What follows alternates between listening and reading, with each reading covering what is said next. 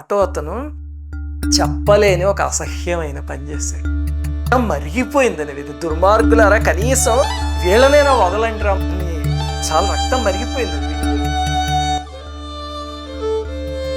వీళ్ళకి రోజు పాడైపోయిన కుళ్ళిపోయిన ఆహారం ఇవ్వడం, అదేమిటి అని అడిగితే కొట్టడం, ఇంకా కొన్ని దారుణమైనవి చెప్పుకోలేనివి చేయడం మొదలుపెట్టారు.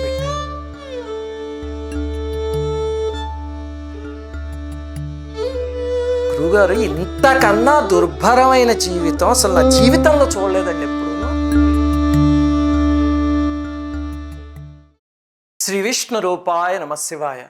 కొన్నేళ్ల క్రితం బాహుబలి అని ఒక సినిమా వచ్చింది కదా, అందులో దేవసేన అని ఒక రాణిని పాపం ఒక బోన్లో బంధించేస్తారు.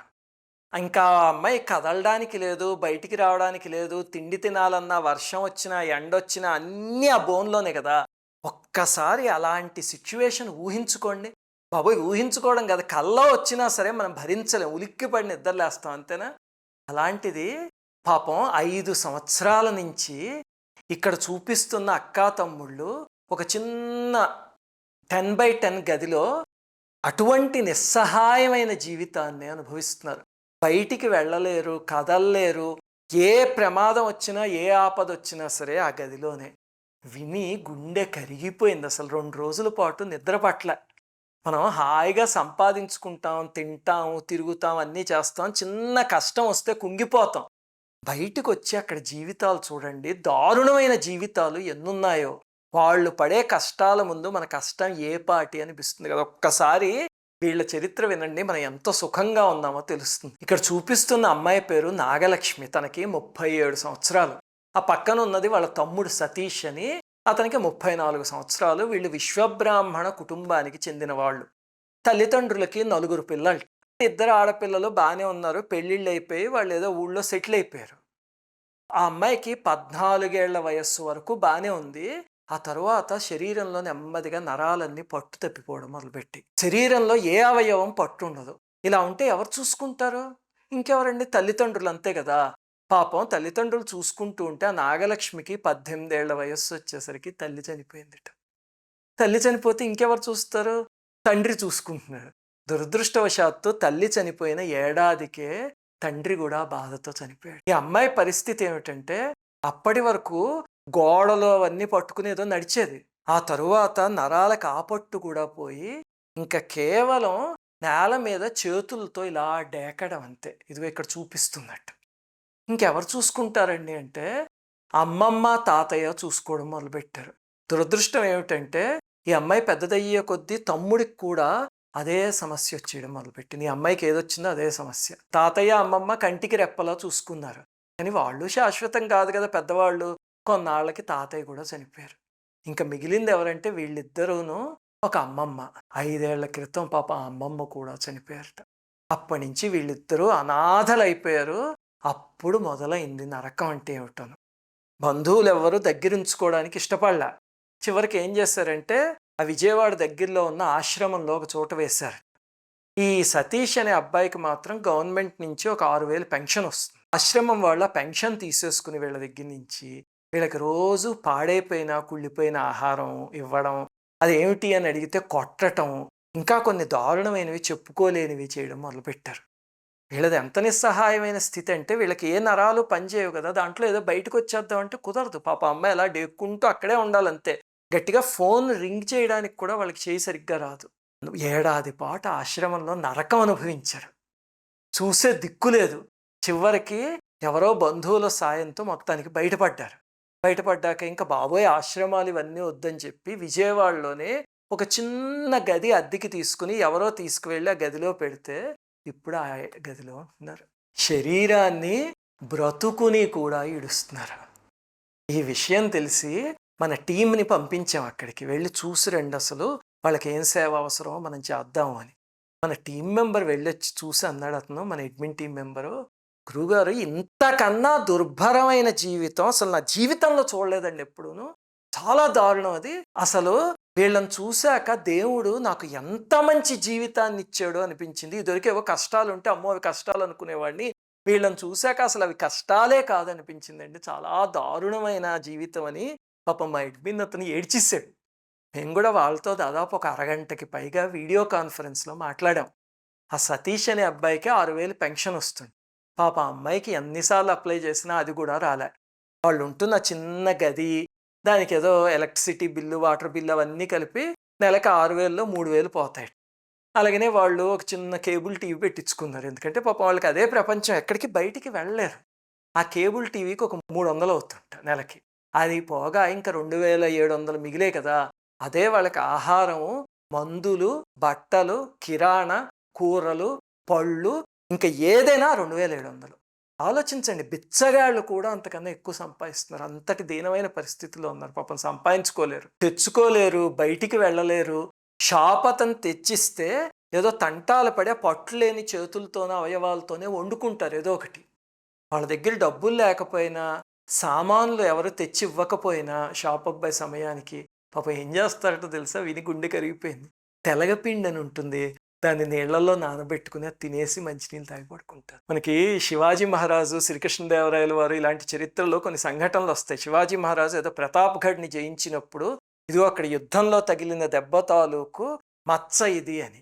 అలాగనే ఏదో కృష్ణదేవరాయల వారు బహమనీ సుల్తాన్లతో యుద్ధం చేస్తుంటే ఎవడో దుర్మార్గుడు వెనక నుంచి వచ్చి గాయం చేయబోతే ఆయన గాయం ఇది అని వాళ్ళు గర్వంగా మచ్చలు చూపించుకునేవారు అని చరిత్రలో ఉండేవి. వీళ్ళు పాపం బ్రతుకు యుద్ధంలో పడిన గాయాలు అమాయకంగా చూపిస్తుంటే నాకు సుశీలకి ఏడుపు వచ్చింది. ఆ అమ్మాయి ఇదిగో గెడ్డం కింద చూపిస్తూ, అమ్మ వినాయక చవితి ఒకసారి అప్పుడు గడప మీద పడిపోయాను, ఇక్కడ పగిలిపోయింది గెడ్డం దగ్గర, 3 రోజుల పాటు అలా రక్తం కారిపోయింది ఇదిగో ఇక్కడ అని చెప్పి పసిపిల్లలా చూపిస్తూ ఉంటే మనకేమో పండుగలన్నీ మధుర స్మృతులు. ఆ అమ్మాయికి వినాయక చవితి అంటే జీవితంలో గాయం ఎవ్వరు పట్టించుకొని 3 రోజులు. ఎంత బాధాకరం అండి. ఆ సతీష్ కొంచెం గోడ పట్టుకుని అడుగులు వేయగలడు, పట్లు ఉండవు కానీ పాపం అడుగులు వేస్తారు. ఆ అమ్మాయి గతంలో ఆ స్థితిలో ఉండేది, ఇప్పుడైతే ఇలా అయిపోయింది. కానీ దాంతో మోటార్ వేయడానికి వెళ్ళి అక్కడ జారి పడిపోయి తలకి ఇక్కడ పగిలిపోయి గాయం అయిపోయిందిట. ఆ 2 రోజుల పాటు అక్కడే ఉండిపోయాడు. ఈ అమ్మాయి ఏమో ఇంట్లో ఉండిపోయింది, బయటికి రాలేదు. చివరికి ఎవరో చూసి కట్టుకట్టి తీసుకొచ్చి ఇంట్లో కూర్చోబెట్టారు. అలాగే పెన్షన్ వచ్చిన కొత్తల్లో తెచ్చుకుందామని ఏదో కష్టపడి ఎవరి సహాయంతోనో వెళ్తుంటే ఒక ఆటో గుద్దేసి కింద పడి ఇక్కడ నుదురు మీద పెద్ద దెబ్బ తగిలిందిట. ఆ అమ్మాయి నాగలక్ష్మి, మా తమ్ముడికి ఇక్కడ దెబ్బ తగిలిందండి అని ఆ పని చేయని చేయత్తో ఇలా వణికిపోతూ చూపిస్తూ ఉంటే పొరపాటున చెయ్యి వెళ్ళి అతని కళ్ళల్లో గుచ్చుకుపోయింది. పట్టులేదు కదా, తెలియదు ఆ అమ్మాయికి, కంట్లో గుచ్చుకుపోయింది. అతనికి ఎంత దయనీయమైన స్థితో. జ్వరం వస్తేట 4 రోజుల పాటు ఎవ్వరు చూడకపోతే ఆ 4 రోజులు తిండి ఏమీ లేకుండా అంత ఒళ్ళు కాలిపోయే జ్వరంతో ఇంట్లోనే పడుకుంటే 5వ రోజు ఎవరో వచ్చి చూసి ఇప్పుడు తిండి మందులు ఇస్తే అలా బతికేట. ఎవరో ఒక పుణ్యాత్ముడు ఒక చిన్న గది అద్దెకిచ్చారు. ఆ అమ్మాయిని అయితే అసలు బయటికి రావాలంటే ఎవరో ఒకళ్ళు ఎత్తి యువతలకి దింపితే తప్ప దిగలేదు. అలాగే రాత్రి తలుపు కూడా వేసుకోలేరు. ఎవరైనా పక్కింటి వాళ్ళు వచ్చి బయట నుంచి తలుపు వేస్తే పక్క రోజు పొద్దున మళ్ళీ వాళ్ళు తలుపు తీస్తే అప్పుడే ప్రపంచాన్ని చూడటం. ఒక్కసారి ఆలోచించండి, మనందరం కష్టాలు కష్టాలు అనుకుంటాం. మాకు ఛానల్కి వేల మెయిల్స్ వస్తూ ఉంటాయి, మాకు ఇది కష్టం, మాకు అది కష్టం. గుండెల మీద చెయ్యేసుకు చెప్పండి, ఇంతకన్నా దారుణమైన కష్టం ఎవరికైనా వచ్చింది అసలు? మన కష్టాలు ఆత్మహత్య చేసుకునేలాంటి కష్టాలు, ఇది కదా కష్టం అంటేను. మాకు జాలేసి, అమ్మ సాయంత్రం అలా వరండాలోకి వెళ్ళి కూర్చోండి తల్లి, చల్లగాలి తగలాలి, ఎండ తగలాలి, లేకపోతే ఒళ్ళంతా పాడైపోతుందమ్మా అంటే ఆ అమ్మాయి చెప్పిన సమాధానం విని గుండె పిండేసినట్టయింది. అంటుంది, అమ్మ చుట్టుపక్కల వాళ్ళందరూ ఏదో ఒక మాట అంటున్నారు, మా పరిస్థితి చూసి ఈ శారీరకమైన బాధ కన్నా మానసికమైన బాధ ఎక్కువగా ఉంది, భరించలేకపోతున్నాం, అందుకే బయటికి వెళ్ళడం మానేసి గదిలో కూర్చుని టీవీ చూసుకుంటూ ఉంటాం అని. ఒకసారి ఎప్పుడో చాలా అవసరం వచ్చింట, వస్తే ఆటోలో బయటికి వెళ్ళడానికి ఎవరో ఎత్తి ఆటోలో పెట్టారట. పెడితే తీరా ముందుకు వెళ్ళాక ఆటో అతను చెప్పలేని ఒక అసహ్యమైన పని చేశాడు. అది మాటల్లో చెప్పలేము మనం. దాంతో భయం వేసి, అమ్మ ఇంకెప్పుడు జీవితంలో నేను బయటికి వెళ్ళలేదు, నేను వెళ్ళను కూడా అంది. రక్తం మరిగిపోయిందని. ఇది దుర్మార్గులారా, కనీసం వీళ్ళనైనా వదలండి రా అని చాలా రక్తం మరిగిపోయింది అది విని. ఇంకా దారుణం ఏమిటంటే, మన విజయవాడలో దారుణమైన వరదలు వచ్చాయి కదా, వస్తే పాపం వీళ్ళ ఇల్లంతా కూడా నీళ్ళైపోయాయి. ఎవరో తీసుకొచ్చి పైన కూర్చోబెట్టారు. అక్కడ కొంతమంది రగ్గులు అవి పంచారు పాపం. దాంతో వీళ్ళిద్దరికి 2 రగ్గులు పంచితే ఎవడో దుర్మార్గుడు వచ్చి వీళ్ళని తోసేసారు, రగ్గులు లాక్కుపోయాడు. ఎంత నిస్సహాయమైన స్థితి, ఏమి చేయలేరు. ఎందుకంటే ఉన్న ప్రదేశంలోంచి కూడా ఎవరో ఒకళ్ళు ఇచ్చేస్తే ముందుకు జరిపితే తప్ప జరగలేరు వాళ్ళు. ఎవ్వరూ సహాయం చేయడానికి లేరు, వాళ్ళిద్దరే. ఎంత నిస్సహాయమైన స్థితి. ఇంతకీ మాకెలా తెలిసింది అంటే వీళ్ళ పిన్ని గారి అబ్బాయి ఒక అతను ఉన్నాడు, హేమంత్ అని. అతను మన ఛానల్ సబ్స్క్రైబర్, హైదరాబాద్లో ఉంటాడు. అతను ఫోన్ చేసి చెప్పాడు. అతను ఎప్పుడైనా వీళ్ళకి ఫోన్ చేస్తే వీళ్ళకి ఆ రోజు పండగే అంతే. ఆహా, మా తమ్ముడు ఫోన్ చేశాడు, మాట్లాడడానికి ఎవరో ఒకళ్ళు చేశారు అని. వీళ్ళ దగ్గర చిన్న పాత ఫోన్ ఉంది. అతను చెప్పాడు, అమ్మా ఏదో ఒక రకంగా సహాయం చేసి వీళ్ళ జీవితాన్ని నిలబెట్టండి అని సుశీలతో జీరబోయిన గొంతుతో చెప్తే చాలా బాధ కలిగింది మాకు. ఇది మేము ఇప్పటిదాకా చూసిన వాటిలో అత్యంత దయనీయమైన స్థితి. ఇంకా మీకు ఆ బాహుబలి దేవసేన చెప్పిన ఆ అమ్మాయి నయం, ఆ బోన్ తలుపు తీస్తే బయటికైనా రాగలదు. వీళ్ళు అది కూడా రాలేరు పాపం. మనం సహాయం చేయకుండా ఉండలేని స్థితి. వీళ్ళ జీవితాన్ని ఖచ్చితంగా ఏదో ఒకటి చేసి నిలబెట్టాలి. కానీ ఎలాగా? వీళ్ళ చేత ఏదో కిళ్ళి కొట్టో కిరాణా కొట్టో పెట్టిద్దాం అనుకుందాం. వాళ్ళతో చెప్తే అదే అన్నారు, అమ్మ మేము అక్కడ ఏం పట్టుకోలేము, అమ్మలేము, చివరికి అక్కడ బిస్కెట్ ప్యాకెట్లు పిల్లలు లాక్కుపోతే వాళ్ళని కూడా మేము ఏం చేయలేము అమ్మా. కొన్ని వైద్యం చేయిద్దామా అంటే ఇది వైద్యానికి తగ్గే వ్యవహారం కాదు. పోనీ మేము అమ్మ ఒక పని మనిషిని పెట్టి ప్రతి నెల మేము జీతం ఇస్తాము, ఆ అమ్మాయి మీకు సహాయం చేస్తుందంటే, అమ్మో మాకెవ్వరు వద్దు, మేమిద్దరమే ఉంటాం. వాళ్ళకి మానవత్వం మీద మనుషుల మీద నమ్మకం పోయింది వాళ్ళు పడిన బాధలకి. దాంతో అమ్మ మాకెవ్వరు వద్దు, మమ్మల్ని తన్ని లాక్కుంటారు తప్ప ఉపయోగం ఏమీ లేదు అన్నారు. ఎందుకంటే ఆ రగ్గులు లాక్కున్నట్టు వాళ్ళ దగ్గర డబ్బులు కూడా లాక్కుంటారు. ఎలా ఈ జీవితానికి దారి చూపించటం? కానీ చేసేది మాత్రం మనం ఏం చేయాలంటే వాళ్ళిద్దరే బ్రతకగలగాలి, ఫుల్ ప్రూఫ్గా చేయాలన్నమాట. వాళ్ళిద్దరూ హాయిగా బతికేలాగా. ఎంతో ఆలోచించాక మాకు భగవంతుడు ఒక ఉపాయం తోపించాడు. కానీ అది చాలా లక్షలతో కూడుకున్న పని. తప్పకుండా చేద్దాము అని నేను సుశీల డిసైడ్ అయ్యాము. అందుకని వీళ్ళ కేసుకి ఏం చేస్తున్నామంటే ఈ నెలకో మంచి పనికి మా జీతంలోంచి 25,000 తీసి ట్రస్ట్లో వేస్తున్నాం వీళ్ళ కోసం. ఈ నెలకో మంచి పని వీళ్ళకి సహాయం చేద్దాము అని. ఎందుకంటే ఉన్నవాడు కొంచెం ఇస్తే లేనివాడు ఉండడుగా అంటారు కదా. నెలకి మనం ఎన్నో పనికిమాలిన ఖర్చులు పెడుతున్నాం. అందుకని వీళ్ళకి ఏదో ఒక సహాయం చేద్దామని. మీలో కూడా ఎవరైనా సహాయం చేయదలుచుకుంటే ఇప్పుడు మన ట్రస్ట్కి ఒక వెబ్సైట్ ఉంది కదా, ఆ వెబ్సైట్ ద్వారా పైన డొనేట్ నౌ అని ఉంటుంది. ఇదిగో ఆ బటన్ క్లిక్ చేసి అక్కడ వివరాలన్నీ చేసి విరాళం ఇవ్వచ్చు. ఇస్తే కనుక మీకు వెంటనే రసీదు వస్తుంది. మాకు అన్ని ఫిలప్ చేయడం రాదు అన్నారు అనుకోండి, మన రెండో పాత మార్గం కూడా అదే వెబ్ పేజ్లో కింద ఉంది చూడండి. అక్కడే మన క్యూఆర్ కోడ్ ఉంది, ఆ పక్కనే బ్యాంక్ డీటెయిల్స్ ఉన్నాయి. ఆ రెండిట్లో దేనితో అయినా పంపించవచ్చు. అలా పంపిస్తే కనుక వెంటనే ఆ స్క్రీన్ షాట్ని మీ గోత్రము పేరుతో సహా ఇక్కడ చూపిస్తున్న వాట్సాప్ నెంబర్కి పంపించండి. కాల్ చేయకండి, పంపించండి వాట్సాప్లో. ఇంతకీ ఏమిటండి మేము తీసుకున్న నిర్ణయం, వీళ్ళకి ఎలా సహాయం చేద్దాము అంటే మాకు కూడా ఒక ఆలోచన వచ్చింది. అది పరిపూర్ణంగా లేదు కానీ ఒక ఆలోచన. అది మీకు ఇప్పుడు చెప్పదలుచుకోలేదు, ఎందుకంటే చెప్పగానే మీరు బయాస్ అయిపోయి అదే చేద్దామంటారు. అలా కాకుండా కామెంట్స్లో మీకేం ఆలోచన వచ్చిందో అది కూడా రాయండి. అందులో మేము ఆలోచించిన దానికన్నా మంచి ఆలోచన ఉందనుకోండి, అప్పుడు అదే చేద్దాం.